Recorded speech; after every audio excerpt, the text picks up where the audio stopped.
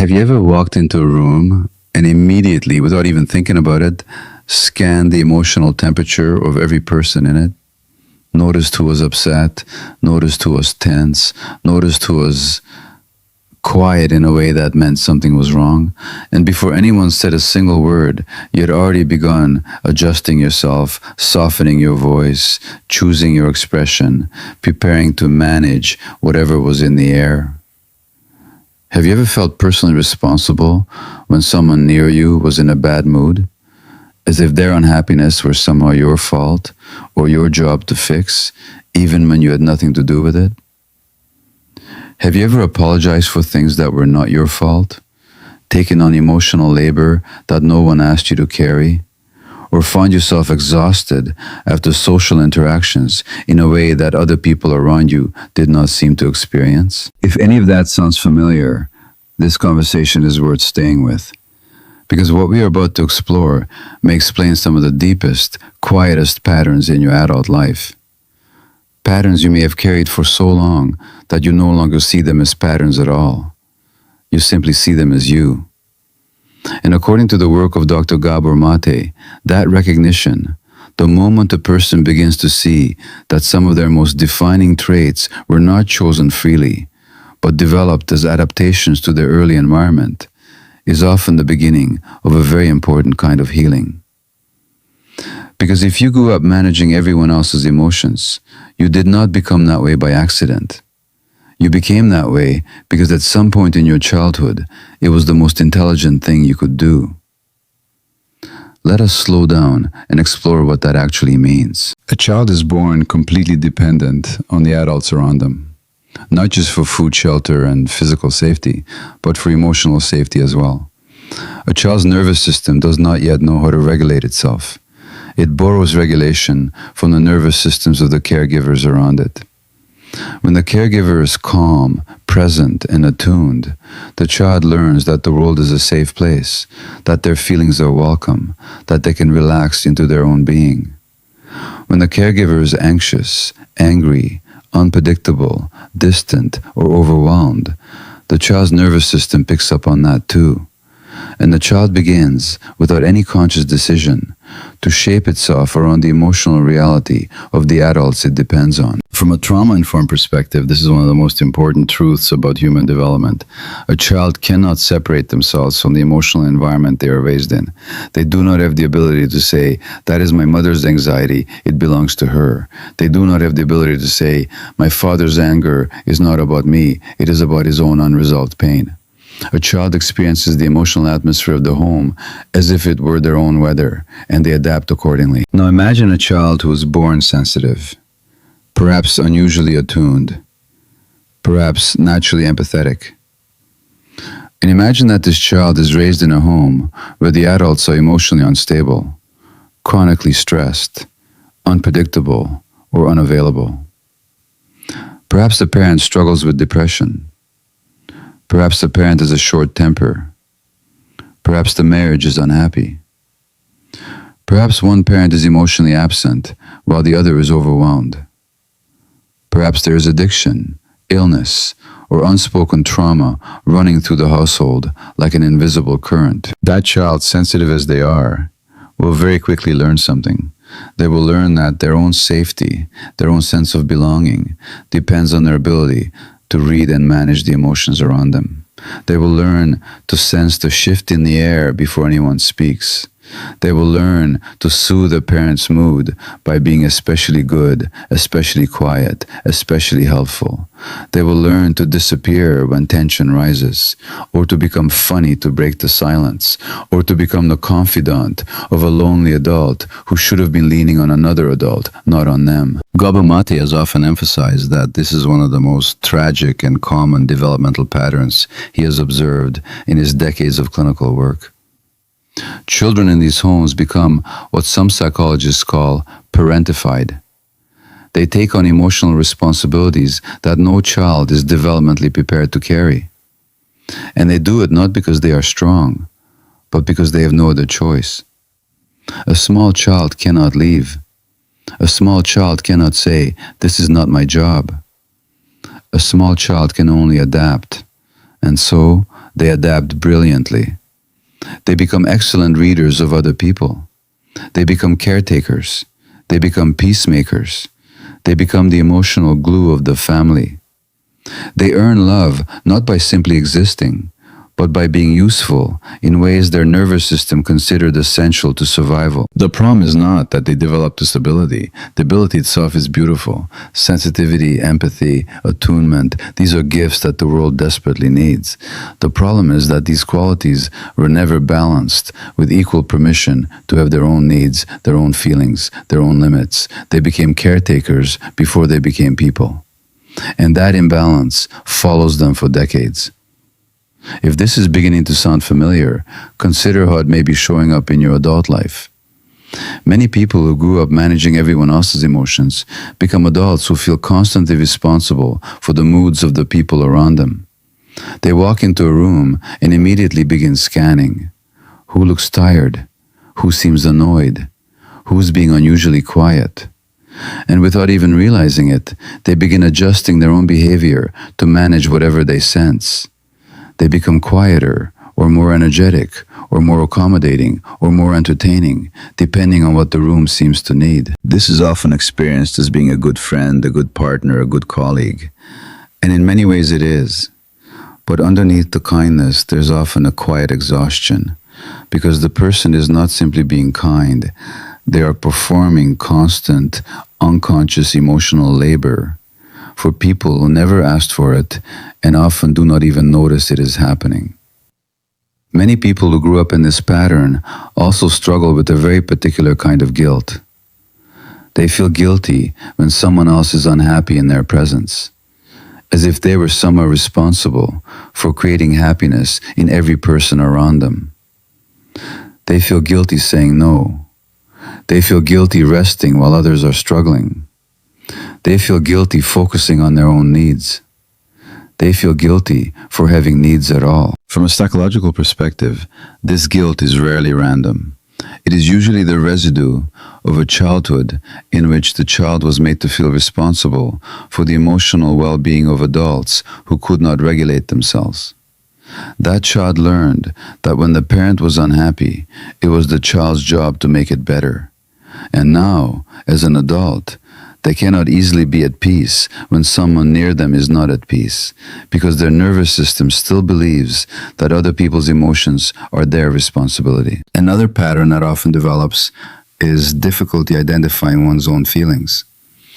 This may sound strange, but for many people who spent childhood tuned outward, tracking other people's emotional weather, the inward channel was never fully developed. If you ask them what they are feeling, they can tell you what everyone else in their life is feeling. They can describe in detail what their partner needs, what their mother is going through, what their friend is struggling with. But when it comes to themselves, there's often a strange fog. They do not quite know. They have to think about it. They may even feel confused or slightly embarrassed by the question. Gabor Maté often points out that this disconnection from one's own emotional life is not a personal failure. It is a survival adaptation. When a child grows up in an environment where their own feelings were inconvenient, unwelcome, or unsafe to express, they learn to stop noticing them, not consciously, not on purpose, but because noticing them served no purpose in that environment. What served survival was noticing everyone else's feelings, so that the child could adjust and stay safe. And what is not exercised eventually becomes weak. The muscle of self-awareness, when it is never encouraged in childhood, often needs to be gently rebuilt in adulthood. Another pattern is difficulty with rest. Many people who grew up as emotional managers cannot rest without guilt. The moment they sit down, an internal voice begins to remind them of everything they should be doing, everyone they should be helping, every task that is still unfinished. Rest feels dangerous because in their family of origin, letting their guard down often meant something bad would happen. Someone might explode, someone might need them, some crisis might unfold. So their nervous system learned that constant alertness was safer than relaxation. And now, as adults, they carry that same alertness into a life that no longer requires it. But their body has not received the message that it is safe to soften. Another common pattern is difficulty tolerating conflict. For a child who grew up managing everyone else's feelings, conflict often felt catastrophic. Raised voices, disapproval, tension between adults, these were not simply uncomfortable, they were threats to the emotional stability the child was working so hard to maintain.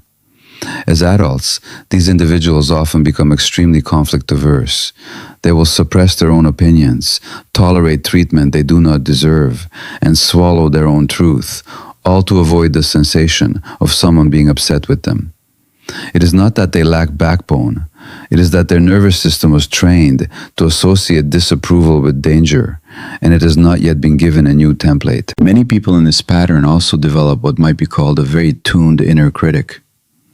Because they grew up feeling responsible for keeping others happy, they became hyper-aware of their own perceived failures.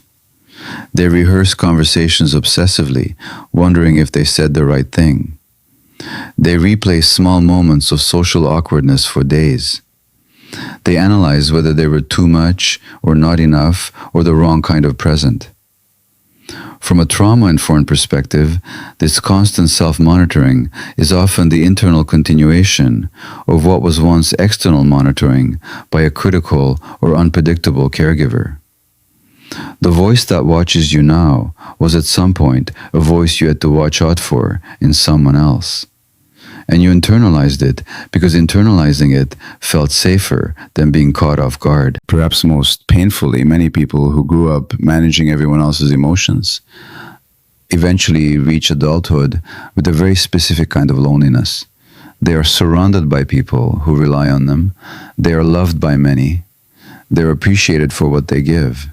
And yet in the quiet moments, they feel deeply unseen.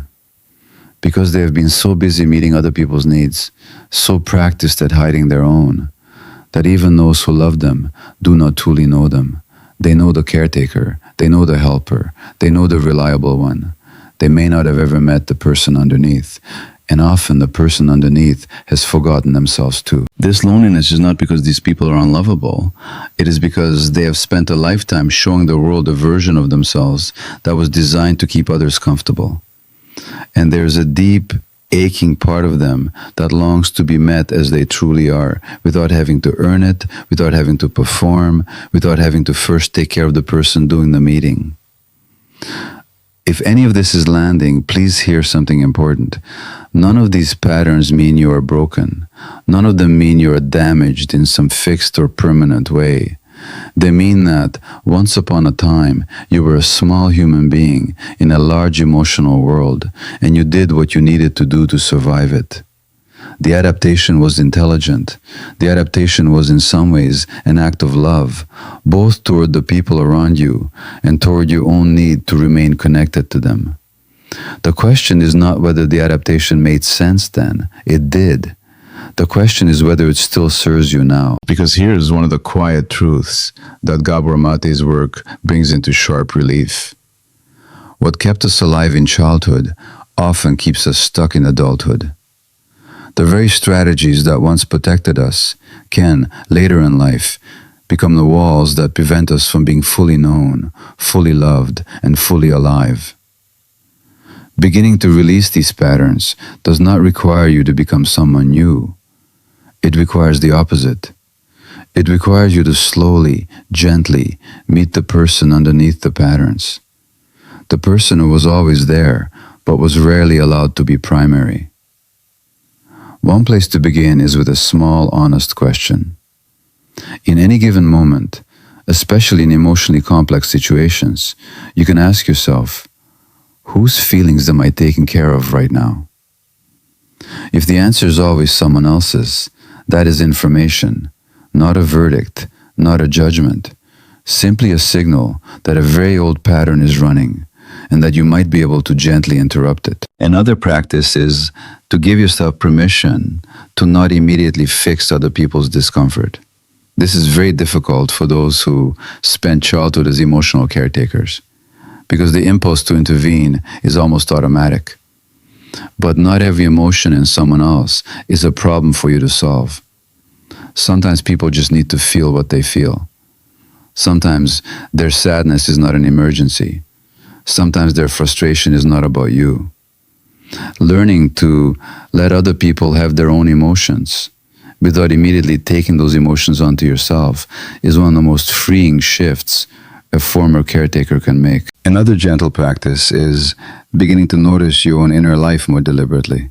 Many people who lost touch with their own feelings in childhood benefit from very simple, small check-ins, placing a hand on the chest, taking a slow breath, asking, what am I actually feeling right now? And then, importantly, allowing whatever comes up to simply exist without needing to justify it, fix it, or perform it for anyone else. This is not self-indulgence. It is the beginning of a relationship with the self that was for a long time considered less important than everyone else's. Rest, too, becomes a form of healing. Not the collapsed rest of exhaustion, but intentional, guilt-free rest. Rest that is chosen rather than earned. Learning to sit down and do nothing, even for short periods, and to allow the guilt to rise without obeying it, is a way of teaching your nervous system a new truth. You are allowed to exist without being useful. You are allowed to be a person, not just a function. Boundaries also begin to shift. For someone who grew up managing everyone else's emotions, saying no can feel like a betrayal. It can feel like abandonment. It can feel dangerous.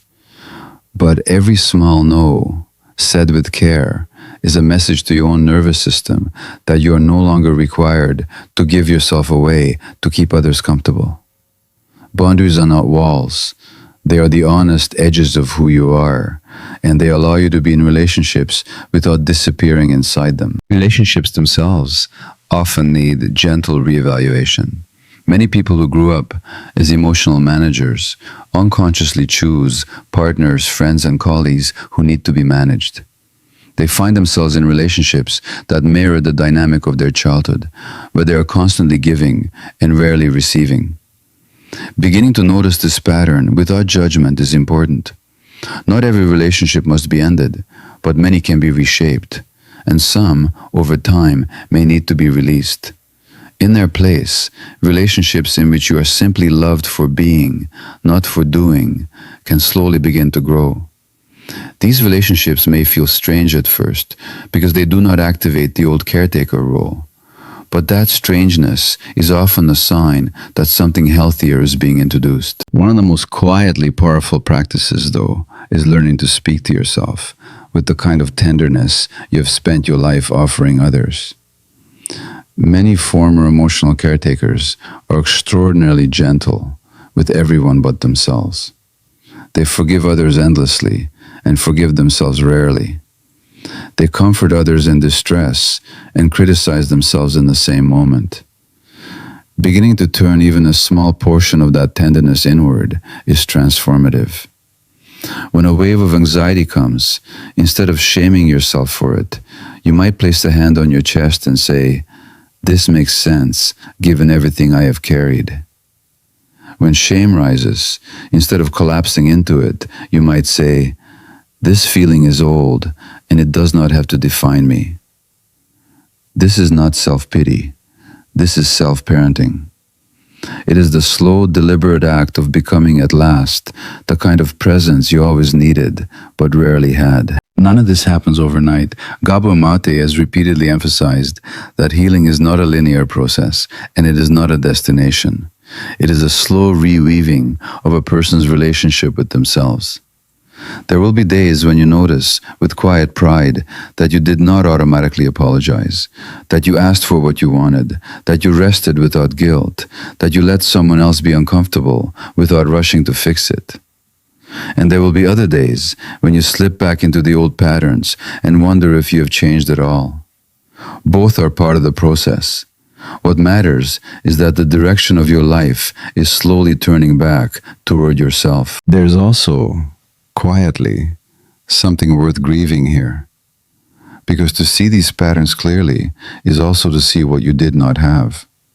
To recognize that you took on emotional responsibilities as a small child is also to recognize that no one relieved you of them.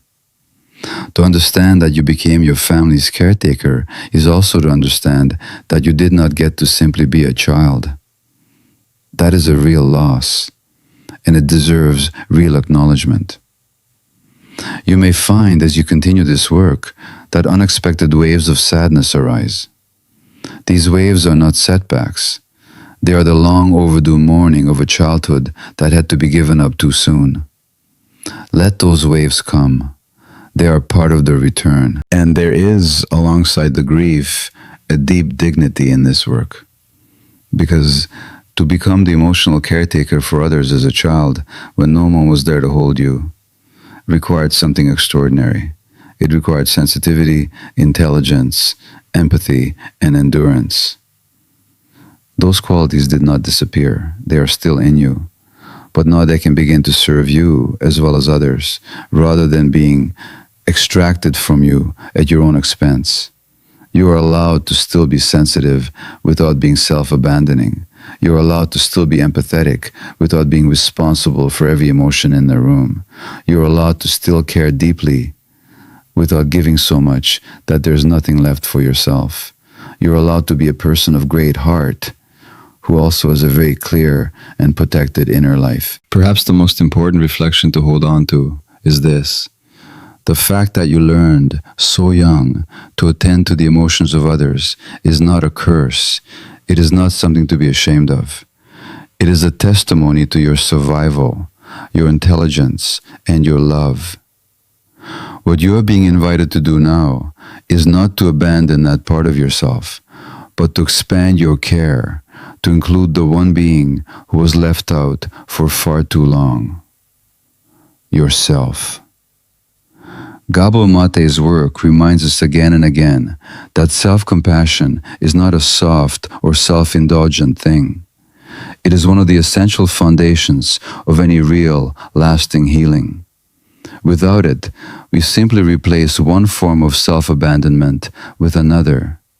With it, we begin, slowly and honestly, to build a life that includes us, not just as caretakers of others, but as human beings deserving of the same tenderness we have spent our lives offering to everyone else. Healing rarely happens all at once, but awareness is often the first meaningful step. And if you have followed this conversation to this point, that awareness is already alive in you. You cannot unsee what you have seen. You cannot unrecognize the patterns that have finally been named. That does not mean life will immediately change. It means that the seed has been planted, and with time, care, and patience, it will grow. If this conversation resonated with something in you, take a few quiet moments before returning to the rest of your day. You do not need to do anything dramatic. You do not need to fix anything yet. Simply notice that you are here. Notice that you have a body, a breath, an inner life. And offer that inner life, even briefly, the attention you have spent so long offering to everyone else. If reflections like this feel meaningful to you, consider sharing your thoughts in the comments. Which idea stood out to you the most? Which pattern did you recognize in yourself? If you enjoy thoughtful conversations about psychology, emotional healing, and what it means to live a fuller inner life, subscribing may help more of these conversations find you when you need them. But before anything else, before you return to the noise of your life, before you begin taking care of everyone else again, remember something important. The child inside you, who once had to manage the emotional weather of an entire household, did not do that because they were strong. They did that because they had no one else to do it for them. That child is not gone. They are still inside you, and they have been waiting very patiently for you to finally turn around and offer them, at last, the thing they gave to everyone else and rarely received in return: attention, presence, care, understanding. You do not have to earn a relationship with yourself. You do not have to perform for it. You do not have to be more, better, or different in order to deserve it. You simply have to begin, slowly, honestly, compassionately. And as Gabor Maté often reminds us through his work, that beginning, no matter how small, is one of the most quietly powerful things a human being can do.